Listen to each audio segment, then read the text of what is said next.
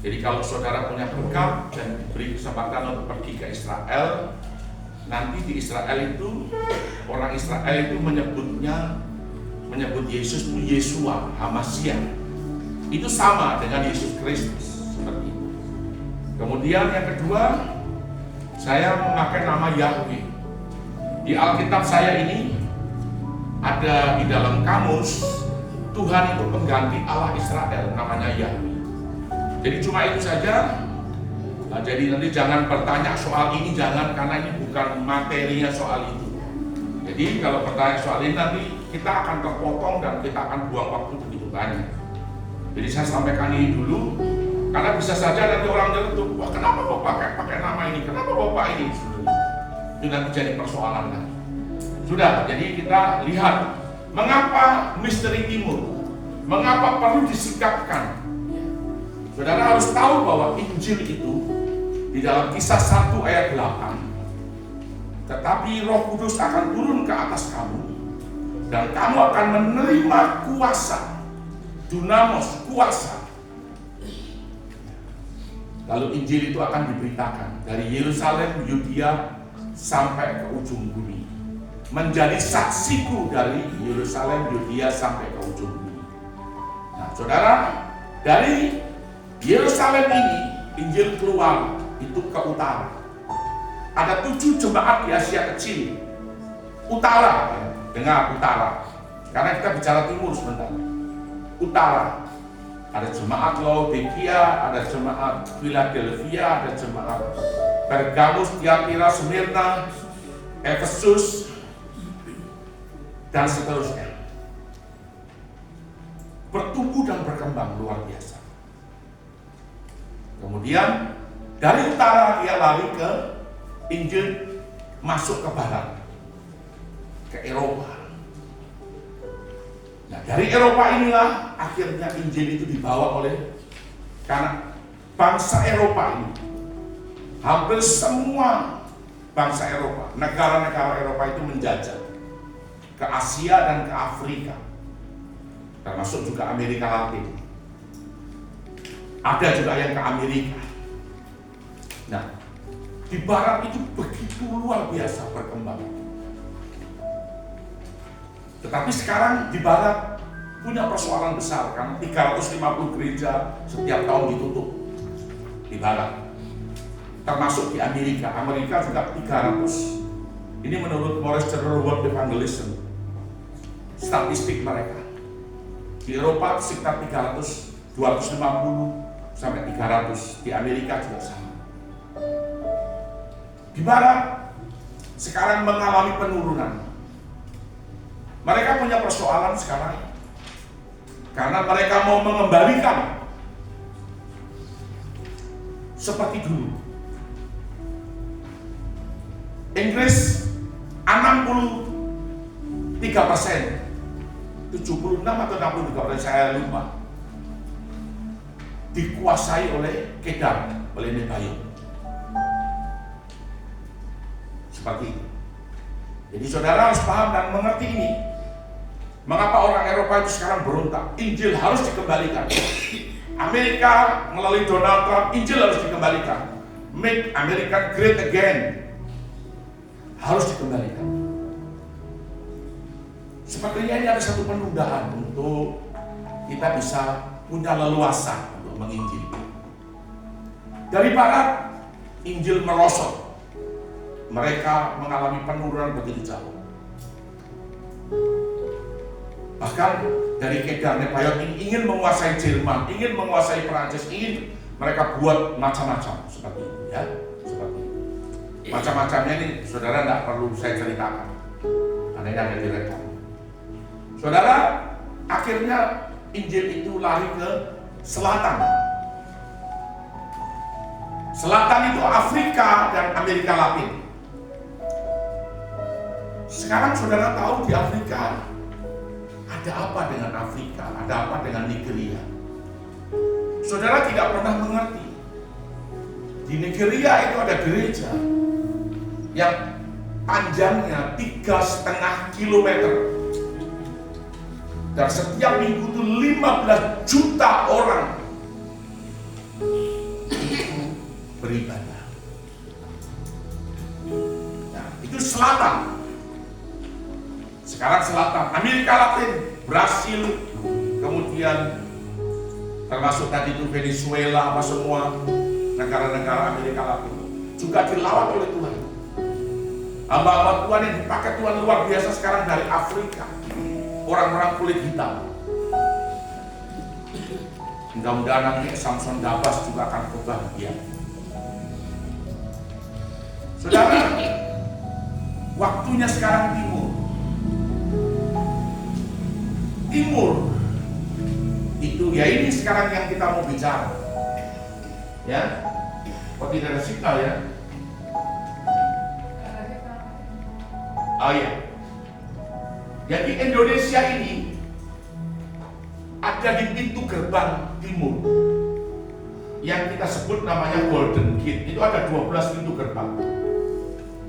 Dunia ini dibagi menurut 12 suku. Jadi 12 suku Israel, 12 pintu gerbang, 12 bintang, 12 bakul, 12 rasul, semua 12 semua kan? Itu berkat semua. Nah, kita ini ada di dalam gerbang timur atau yang disebut dengan gerbang emas. Seperti itu. Nah, saudara bisa lihat ya, itu di situ ditulis ayat-ayatnya. Ini dibaca mana mau ya?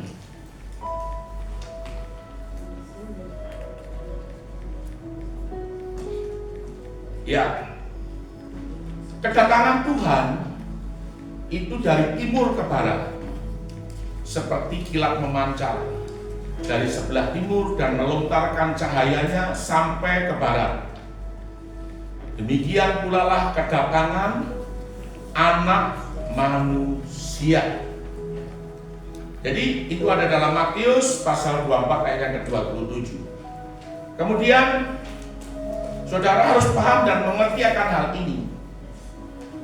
70 Masehi itu seorang jenderal dari kekaisaran Turki yang bernama Ottoman itu menyerang Yerusalem, menduduki Yerusalem, membakar habis bait suci yang ada di Yerusalem. Nah, saudara, Ottoman inilah yang punya otoritas waktu itu atas Yerusalem, sehingga pintu gerbang timur atau gerbang emas ini dicor. Saudara tahu dicor, ya? Kenapa? Karena mereka tahu ada nubuatan bahwa akan datang seorang raja yang akan melintasi, masuk melalui gerbang timur ini tadi. Ya. Dan untuk supaya itu gagal, mereka buat kuburan di pintu gerbang timur. Kalau buat mereka itu sesuatu yang najis, kuburan itu sesuatu yang najis, yang tercemar, begitu. Jadi di makalah ini saya sedikit ada jelaskan itu, ya, seperti itu. Nah, kemudian itu juga ada Ulangan 32:8 berbicara tentang 12 wilayah.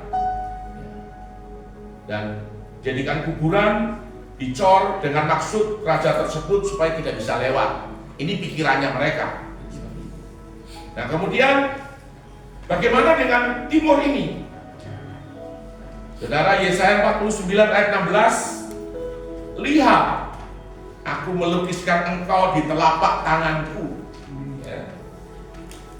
Dan tembok-tembokmu tetap di ruang mataku. Saudara perhatikan dan lihat itu Indonesia itu. Perhatikan, ya. Itu kan seperti tangan. Jadi ya seperti tangan kiri begini. Lalu ini di atas ini itu Filipina. Ini seperti anak domba yang disembelih, darahnya dicurahkan. Saudara, orang berulang-ulang kali mengatakan kita ini sesat. Saudara, ini pemetaan. Kalau kita berbicara tentang rohani, itu pemetaan. Karena ada ayatnya nanti Tuhan bilang, aku cemburu dengan tanah, aku cemburu dengan bumi. Karena bumi dibentuk oleh setan begitu rupa. Begitu. Nah, saudara, itu seperti kanan ini. Lalu darah anak domba itu ditabur. Seperti itu. Peneguhannya adalah Filipina setiap tahun itu ada orang-orang yang bersedia mengikuti Via Dolorosa. Saudara bisa lihat di YouTube, itu banyak sekali. Mereka pikul salib, lalu mereka mau untuk dipaku tangan dan kakinya seperti Yesus. Seperti itu orang-orang Filipina, hanya orang-orang Filipina saja. Tidak ada orang negara lain juga. Dan ini adalah berbicara. Nah, saudara, ini yang saudara harus tahu dan saudara harus mengerti. Pemahaman ini juga, kalau saudara tidak jelas, saudara bisa tanya dengan Tuhan, ya. Seperti itu. Kita punya Roh Kudus. Nah, sebagian orang berkata dan mempercayai bumi itu datar. Oh? Tetapi saya pribadi meyakini bahwa bumi itu bulat karena ada firman-Nya. Dan sudah dibuktikan oleh siapa? Christophorus Columbus. Begitu. Dia mengelilingi bumi dan dia menemukan benua Amerika. Nah, jadi ini bola dunia. Yaitu tadi bumi bulat, kemudian ini bola dunia. Dunia ini dibelah menjadi dua, sepertinya begitu. Cuma garis saja, bukan dunia yang dibelah. Ada belahan bumi timur dan ada belahan bumi barat. Ya, itu dalam Yesaya 69, Yesaya 42, 3 dan 4. Seperti itu. Nah, saudara, ini pernah terjadi di dalam satu forum. Indonesia ini berusaha untuk ditarik masuk ke belahan bumi barat. Nah, saudara lihat itu ada garisnya itu. Ya, ada garisnya. Indonesia berusaha ditarik dari sana tuh, lihat dia tarik begini. Padahal sebenarnya harusnya lurus saja. Tahun 1687. Mengapa? Ini sebenarnya satu indikasi supaya rancangan Tuhan itu gagal. Begitu. Kemudian, apakah kebetulan nama saudara tahu Cendrawasih itu adanya di mana? Adanya di Papua. Lalu Cendrawasih itu dalam bahasa Inggris namanya apa? The bird of paradise, burung surga. Satu-satunya burung yang dinamakan burung surga itu adalah Cendrawasih. Cendrawasih itu burung yang sangat dikagumi di belahan bumi dunia ini. Dan yang kedua adalah kepulauan di atas daripada Papua ini, asalnya Samoa, Fiji, Vanuatu, apa semua itu, ya. Itu adalah pulau-pulau yang sangat cantik. Mereka mengatakan the island of paradise, pulau-pulau surga. Dan itu tempat di mana berlian-berlian semua ada di pulau-pulau itu. Saudara mau percaya atau tidak, saudara cek juga di internet, di Google, tanya, nanti dia bisa jawab. Kemudian kembali lagi Yesaya 49 ayat yang ke-16 tadi, lihat aku melukiskan engkau di telapak tangan. Itu kan jelas, seperti itu. Seperti itu. Jadi ini seperti tangan kirinya Tuhan. Lalu mungkin saudara, tangan kanannya Pak Pendeta, tangan kanannya pegang pedang. Karena di peperangan. Gitu. Tangan kanannya bagaimana? Firman Tuhan bilang, banyak sekali lengan tangan kanan Tuhan itu teracung, mengangkat, teracung. Bangsa Israel keluar dari tanah Mesir itu karena lengan tangan kanan Tuhan yang kuat dan dahsyat itu teracung, memimpin bangsa itu keluar dari tanah Mesir, menghalau semua musuhnya dikalahkan dengan caranya Tuhan. Seperti itu. Nah, saudara, ini yang perlu kita pahami dan mengerti. Mengapa kalau kita berdoa itu mengacungkan lengan tangan kanan? Karena kita mewakili Bapa di bumi. Saudara menjadi representatif the kingdom of God di bumi ini. Mengacungkan lengan tangan. Kenapa kita harus angkat tangan? Itu karena itu yang jadi masalah. Kita lihat Indonesia, tangan kiri daripada Tuhan, di mana tangan kanannya tadi sudah saya katakan. Jadi ini ada paku, ya. Jadi ada seorang pendoa syafaat dulu dari timnya Ibu Fani. Itu tahun 199 sampai tahun 2000-an. Itu mereka sudah menyisir dan itu sudah dibuktikan. Dan saya sudah pergi ke tempat ini yang ada paku. Kemarin saya sudah pergi ke Merauke, ya. Jadi tangan kiri, lalu ada anak domba yang disembelih. Ada satu-satunya pulau di dunia. Saya tidak bicara semuanya, khusus bicara Indonesia. Nah, saudara, ini kita lihat, ya. Ini dulu ada orang yang berdoa syafaat namanya Melas. Itu ada kepala paku di perbatasan Papua dan Papua Nugini. Kalau saudara belum pernah ke sana, saudara jangan ngomong. Tapi saya sudah injakkan kaki ke sana dan saya sudah lihat dengan mata kepala sendiri. Seperti itu. Itu betul-betul seperti kayak paku. Jadi ini hanya peneguhan di alam nyata. Di alam spirit, bentuknya Indonesia itu seperti tangan kiri Tuhan. Anak domba itu nanti Indonesia ditutup dengan darah anak domba. Ada perlindungan Tuhan secara khusus untuk Indonesia ini. Nanti kita lihat ayat-ayatnya, ya, ayat-ayatnya ada semua. Jadi ini Indonesia memang ada di tangan Tuhan. Yohanes 20 ayat 25. Saudara, nubuatan untuk Indonesia yang disingkapkan. Saudara lihat itu, saya minta seorang baca Yesaya 24 ayat 14 dan 16. Tolong baca supaya kita mengerti. Yesaya 24 ayat 14 dan 16. Tolong baca.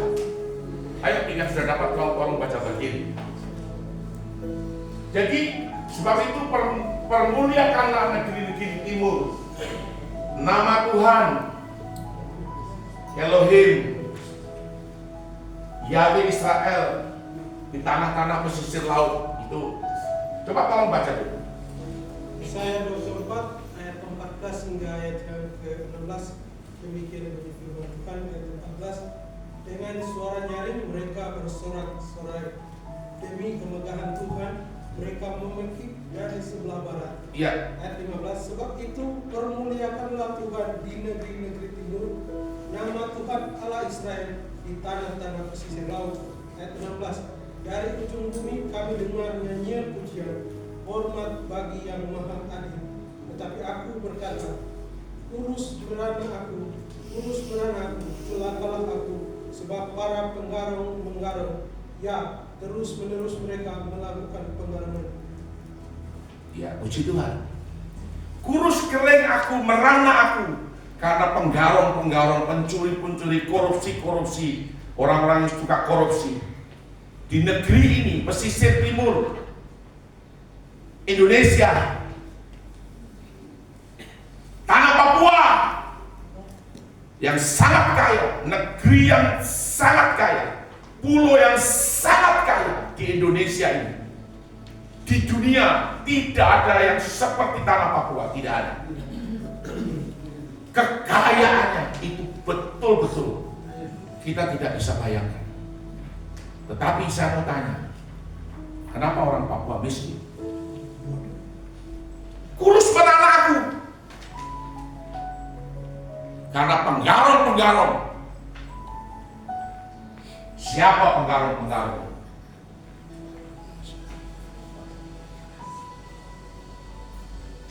Saudara lihat, sekalipun pujian, pengagungan, nyanyian itu ada di negeri ini, saya itu pernah menangis, saudara. Kenapa? Karena saya waktu cek di Google itu, ternyata Papua ini pernah menjadi provinsi yang paling miskin. Desa-desanya juga menjadi provinsi yang paling miskin. Desa-desa yang miskin. Saya juga sangat-sangat tidak masuk akal. Tapi itu nyatanya dan kenyataannya itu demikian. Kenapa ini bisa terjadi? Tetapi Tuhan akan membalikkan keadaan. Ada waktu di mana Tuhan itu akan membalikkan keadaan tanah Papua.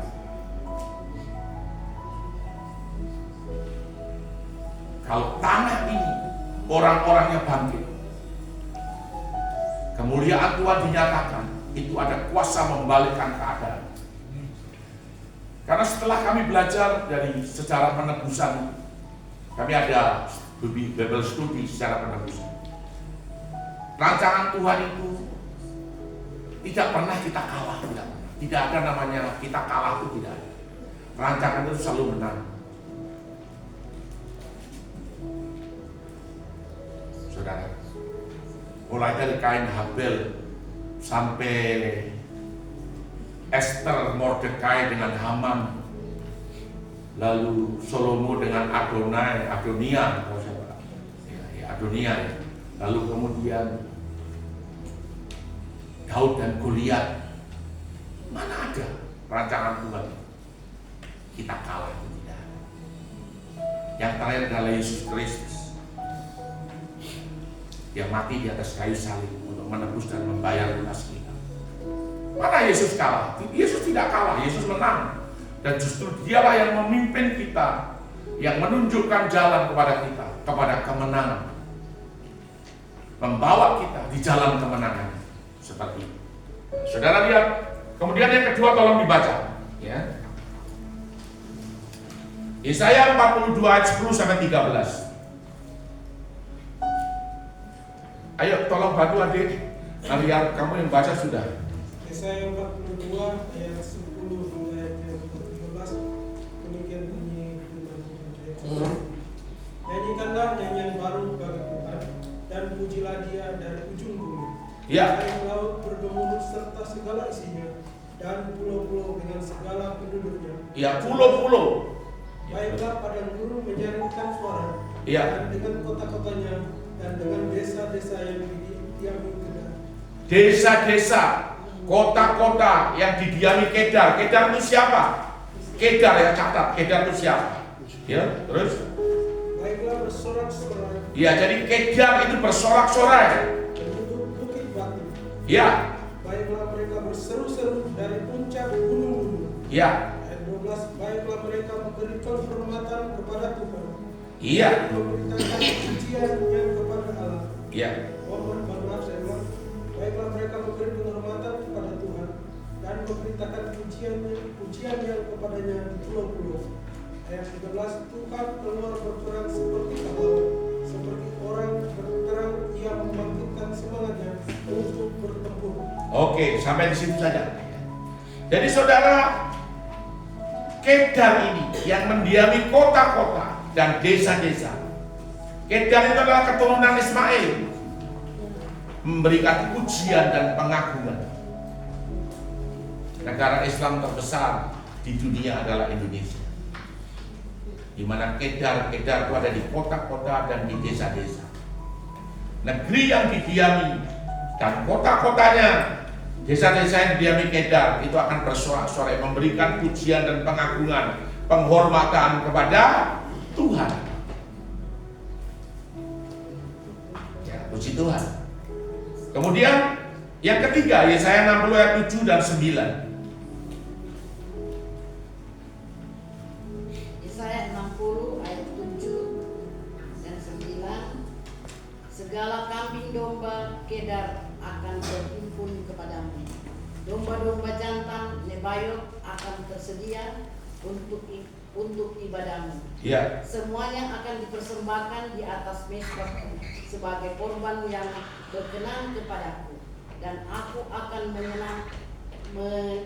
menyemarakan rumah keagunganku. Ayat 9. Sungguh akulah yang dinanti-nantikan pulau-pulau yang jauh. Kapal-kapal Tarsis berlayar di depan untuk membawa anak-anakmu laki-laki dan jauh perak dan emasnya dibawa serta untuk nama Tuhan Allahmu dan oleh karena yang Maha Kudus Allah Israel, sebab Ia mengagungkan engkau. Sampai selesai. Oke, puji Tuhan. Jadi saudaraku, Nubuatan Yesaya 60 ayat 7 dan 9 ini adalah berbicara tentang kambing domba kedar Nebayot, domba jantan Nebayot. Ini berbicara tentang keturunan Ismail yang akan bertobat. Jadi inilah waktunya kita keluar untuk kita memberitakan Injil. Beritakan saja Injil. Mungkin pada mas-mas bakso atau jual-jual martabak atau apa. Saudara pikir nanti kalau kita memberitakan Injil di Taman Ada Manggala sana mereka tidak dengar, mereka dengar. Nanti Tuhan yang akan bekerja. Saudara mau setuju atau tidak? Ada yang lebih ekstrem lagi. Kemarin itu Pak Bambang yang dari Pulau Jawa itu, yang gereja pernah dibakar di Jawa sana. Itu ada 2 tim penginjilan itu di alun-alun. Jadi di alun-alun itu mereka bakar jagung. Lalu mereka cari atau paling tidak 1 atau 2 orang untuk diajak makan jagung itu. Lalu Injil diberitakan. Dan minggunya depan lagi diajak lagi makan apa lagi, makan bakso. Sampai akhirnya orang itu akhirnya bertobat. Mas baksonya juga bertobat. Seperti itu. Nah, ada lagi juga yang lebih ekstrim. Orang ini punya kebiasaan mancing di tambak. Lalu ada seorang dia berkata dengan Bapak Gembala, Pak Gembala, saya mau mancing karena saya mau dekati orang itu. Saudara, tidak sampai 3 bulan, mungkin 1 bulan setengah, hampir 2 bulan orang itu bertobat. Itu ekstrim itu, saudara. Pemberitaan yang sangat ekstrim sekali. Dan itu akhirnya yang membuat gereja ini tidak disukai. Tetapi jemaatnya itu jemaat yang menginjil semua. Itu luar biasa. Kita di sini masih enak. Karena kalau ibadah tidak ada yang lemparin batu, tidak ada. Masih enak. Kita toleransi tinggi. Seperti itu. Bahkan di Biak ini toleransi paling baik. Seperti itu. Nah saudara bisa perhatikan. Jadi Yesaya 24 ayat 14-16 itu adalah berbicara tentang kita. Papua ini sangat kaya, tetapi kenapa rakyatnya miskin? Kenapa masyarakatnya miskin? Nah, ini saudara, ini adalah gambar yang ada di Taman Mini Indonesia Indah. Ini adalah citra Indonesia di Museum Indonesia di Taman Mini. Gambar Indonesia yang dipangku, ya di situ dipangku, lihat, itu ada naga, ya. Jadi naga ini itu mangku, nah, kepala naga ini mangku, ekornya ada di Aceh, ya, dia mangku Papua, dipangku dia. Lalu Garuda ini dia mainkan di ekor naga itu, Garuda. Ini saudara ada ayat-ayatnya semua, ya. Saya tidak perlu jelaskan. Saudara, ini yang terjadi. Jadi Indonesia itu ada dalam satu nubuatan. Karena tidak ada di dunia ini negeri yang didiami, kota-kotanya didiami Kedar dan Nebayot. Itu tidak ada, hanya Indonesia. Seperti itu. Makanya 2 wilayah ini toh, Papua dengan Aceh yang selalu bergolak. Aceh itu punya GAM, Gerakan Aceh Merdeka. Papua punya OPM, bukan Om Paul Maria, tapi itu OPM itu Organisasi Papua Merdeka,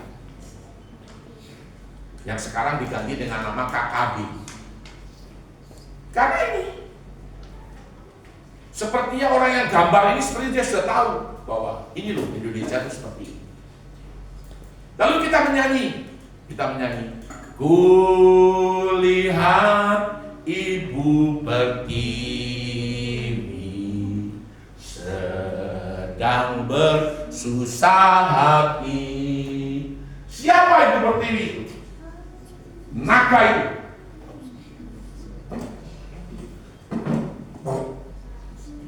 Jadi saudara, iblis itu berusaha untuk memeteraikan Indonesia ini menjadi miliknya. Jadi dari garis belahan bumi saja berusaha ditarik, dimasukkan ke barat, supaya Indonesia tidak di timur, tapi di barat. Sekarang melalui ini seolah-olah Indonesia ini dimeteraikan menjadi miliknya iblis. Siapa Kedar? Siapa Nebayot? Itu ada dalam Kejadian 25:13. Tolong baca. Kejadian 3:13.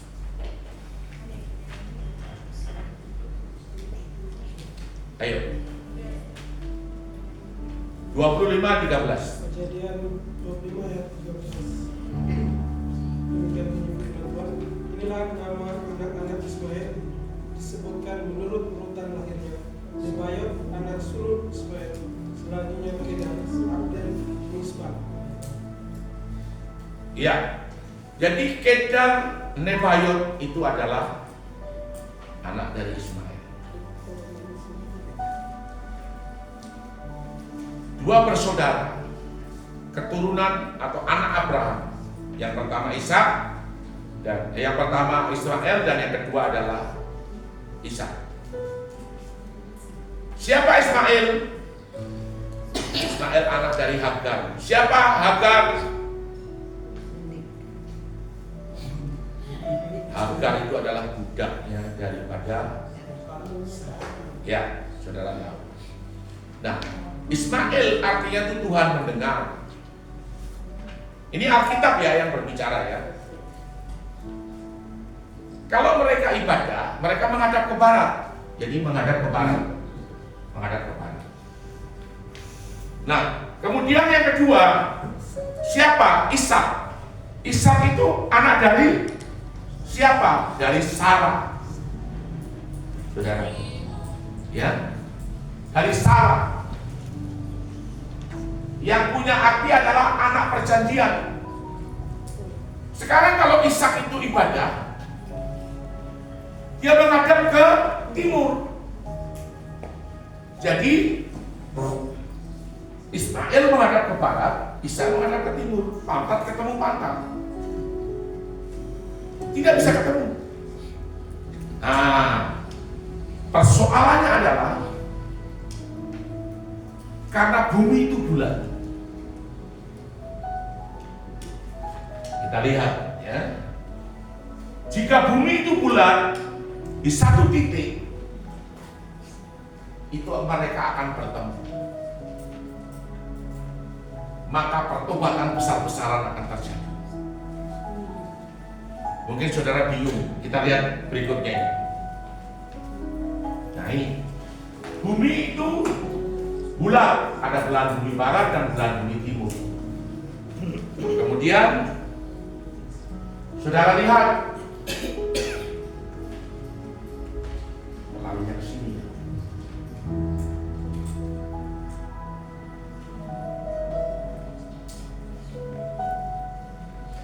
Ya, saya cerita saja. Gambarnya tidak saya kasih masuk. Jadi begini, tapi di makalah itu saya tulis. Jadi begini, tatkala bumi itu bulat, dia ibadah menghadap ke timur, dan yang satu menghadap ke barat. Gini, nanti dia akan ketemu di satu titik. Nah, saudara harus tahu ini sekarang. Pulau Biak itu adalah pulau paling timur di belahan bumi timur. Kemudian yang kedua, saudara harus tahu Pulau Hawaii itu adalah pulau paling barat di belahan bumi barat. Persoalannya adalah kalau begitu biak dengan Hawa itu jauh ya Pak. Kalau dia muter, itu jauh sekali. Tetapi saudara harus tahu, biak ini sebelahnya itu ada garis 180 derajat. Dan di atas sana ada Pulau Hawaii. Mengapa dulu ada penerbangan Indonesia, Jakarta, Denpasar, Biak, kemudian Hawaii, Honolulu, sampai ke Amerika? Sangat dekat sekali. Garis inilah. Jadi kalau kita kembali ke sini, garis inilah yang memisahkan. Hanya garis yang memisahkan. Saudara tahu artinya alfa? Apa itu artinya alfa? Alfa itu yang awal dari segala yang awal. Omega itu adalah yang akhir dari segala yang akhir. Kalau bumi itu bulat, maka katakanlah di sebelah ini biak ini, itu katakanlah itu alfa. Dan akhir itu adalah omega. Hawaii dan sekitarnya, biak dan sekitarnya. Nah sekarang garis ini diangkat, diprofetik, didoakan. Nanti saya bilang profetik, nanti saudara tanya lagi apa itu profetik. Diangkat, didoakan. Karena dia ada pelajaran memperkatakan, melakukan satu tindakan nubuatan atau profetik. Diangkat. Alfa dan omega ini menjadi satu. Waktunya Ishak yang menghadap ke timur itu, tadi dia putar, dia akan ketemu. Lalu Ismail ini tadi yang menghadap ke barat, dia akan ketemu. Jadi Ishak dengan Ismail akan berhadapan-hadapan. Coba satu orang, Pak, mari Pak. Bapak kalian juga bingung. Sekarang Bapak sini menghadap ke sana. Terus Bapak sekarang jalan, putar Pak. Ini putar sini ya. Putar sini ya, sini ya. Bapak sini. Sekarang saya Ishak, saya putar begini. Saya ketemu dengan Ismail. Iya toh? Lalu Ismail ini tanya, "Adik, kenapa kok di sini?" Lalu saya bilang, saya Ishak jawab begini, "Kakak, saya ini mencari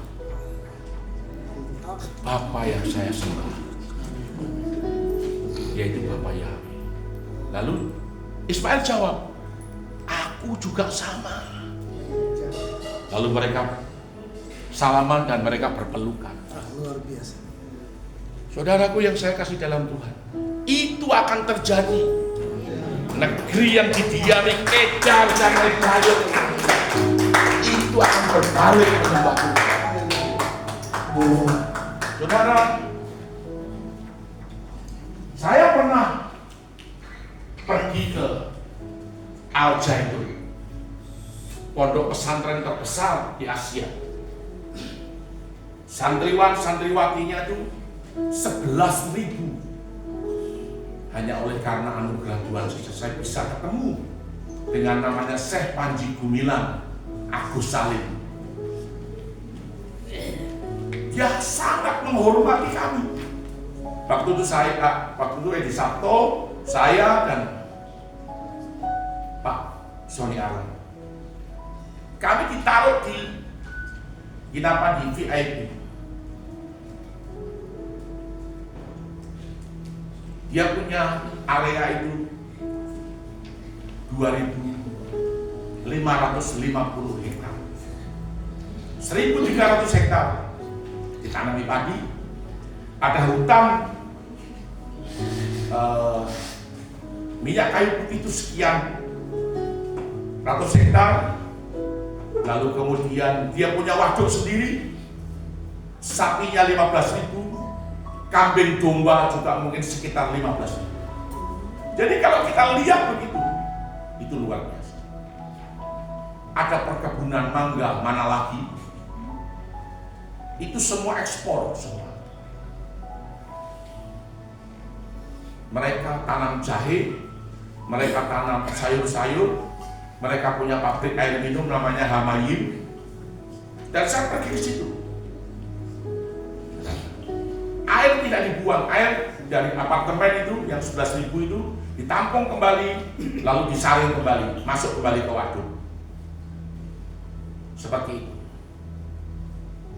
Mereka bisa menghidupi sendiri, seperti kayak negara sendiri. Surplus beras, surplus sayur, dan itu dibawa keluar untuk dijual. Saudara, ini hebat luar biasa. Dan kami diberi penghormatan sangat luar biasa. Di Al-Zaitun. Kalau saya cerita begini, orang tuh hampir tidak percaya.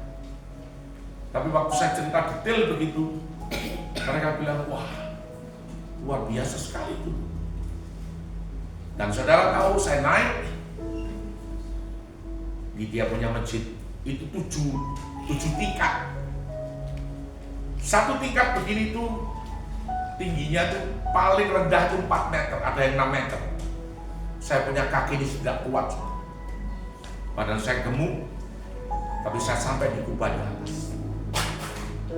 Saya tanya Tuhan, saya sampai di atasnya mau bikin apa? Saya bilang, Tuhan sampaikan ke saya bilang begini, kamu berdoa, satu kali kelak keturunan Ishak dan keturunan Ismail ini akan berdamai. Dan mereka akan ketemu aku. Ini betul, saudara. Saya di atas, saya berdoa itu. Di atas kubah. Dan mereka menyanyi, Ebenu Shalom Alaihim, Ebenu Shalom. Sambil itu pakai ini tamburin. Oh, mereka menari. Ini bukan orang Kristen, saudara. Bukan. Saudara lihat di YouTube itu. Mereka menyanyi. Hanya tinggal satu langkah saja. Klik, mereka semua akan bertobat.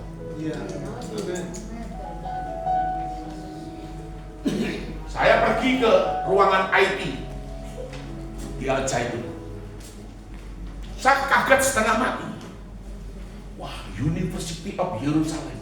Saya tanya langsung, ini maksudnya apa? Kami kerjasama Pak dengan Israel.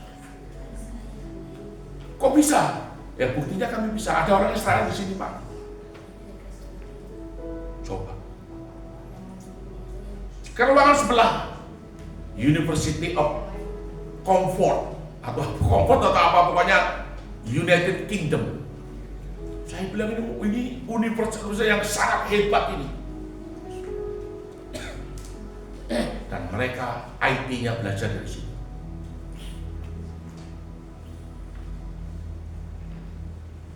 Pernah Al-Zaitun ini dijuluki akan mendirikan negara Islam Indonesia NII. Tapi itu saudara, mereka ini sebenarnya sangat baik sekali. Dan mereka tidak menolak. Mereka punya toleransi yang sangat baik, sangat tinggi sekali. Nah ini dia. Kemudian yang berikut ini adalah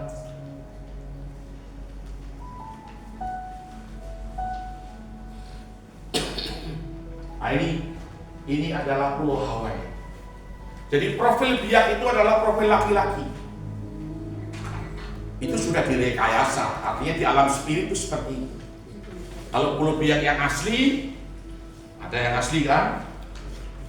Di sebelahnya ini asli, ya sebelah sini asli, sebelah kanan ada direkayasa. Jadi pulau biak ini adalah manusia laki-laki yang terpasung. Pulau Hawaii itu manusia perempuan yang bercadar dan mukanya rusak. Biak ini imam. Laki-laki itu imam. Perempuan Hawaii itu adalah mempelai. Alfa dan Omega. Kalau di profetik garisnya diangkat, maka Alfa dan Omega itu menjadi satu. Imam dan mempelai, pria surga dengan mempelainya, itu akan menjadi satu. Kedatangan Tuhan sudah tidak lama lagi, saudara. Sudah lama lagi. Tuhan akan segera datang. Makanya kita ini siap. Mengapa SOE peperangan rohani ini kita buat? Saudara kira kita tidak dapat serangan, kita juga diserang. Karena iblis tidak mau ini dibukakan kepada setiap orang, dia tidak mau. Kalau saudara bisa mengerti ini, maka saudara akan kalau seperti ini, saya akan lakukan ini, saya akan buat ini, dan lain sebagainya. Saudara bisa lihat, itu mukanya rusak. Biak dan Hawa. Laki-laki biak, ini biak nih. Ya, dia bilang, Hawaii, cantik kowe. Hawaii, cantik kowe. Lalu Hawaii bilang, Biaki, ganteng sekali kowe. Biaki, ganteng sekali kowe. Begitu kan?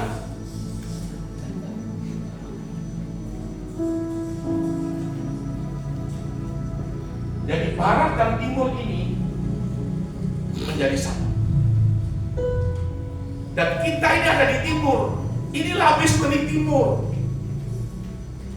yang dibukakan buat kita sekalian, disingkapkan untuk kita memahami dan mengerti. Memang kalau di sekolah Alkitab tidak ada, Pak. Di sekolah Alkitab tidak ada. Itu.